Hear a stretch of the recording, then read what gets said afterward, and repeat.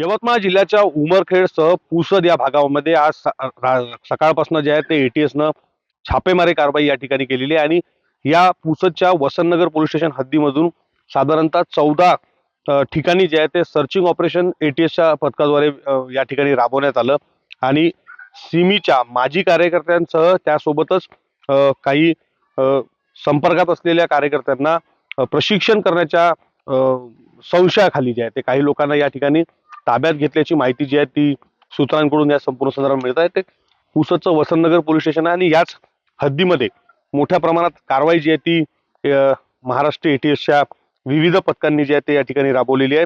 एकंदरीत जर पाहिलं तर गेल्या अनेक वर्षांपासून मोठ्या प्रमाणात दहशतवादी संघटनांच्या संपर्कात राहून तरुणांना सक्रिय करण्याच्या हालचाली ज्या आहेत ते या परिसरामध्ये जे आहे ते एटीएस पथकाकडून या ठिकाणी टिपण्यात आल्या होत्या. माजी सिमी कार्यकर्त्यांशी संबंधित काही लोकांची चौकशी देखील आज या संपूर्ण भागामध्ये करण्यात आली.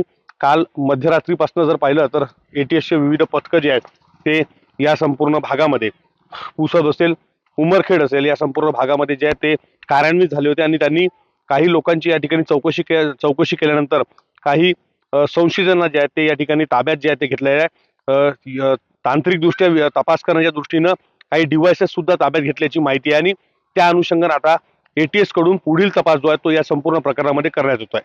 विवेक गावंडे, टीव्ही 9 मराठी, पुसद, यवतमाळ.